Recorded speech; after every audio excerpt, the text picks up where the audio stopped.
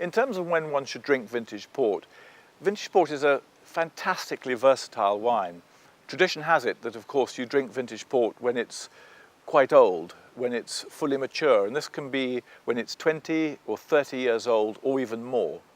And of course, if you wait that long and you enjoy and have the privilege of drinking old vintage port, you get a wine which has extraordinary finesse and subtlety and fantastic aromas and flavours that can only be gained by long aging in bottle.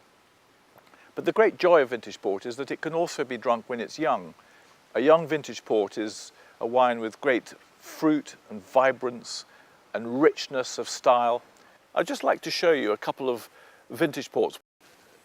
This vintage port has spent some 29 years in bottle, and it's acquired the sort of characteristics that could only be achieved by long maturation in bottle. The subtlety of this wine and this elegance and finesse is something absolutely extraordinary.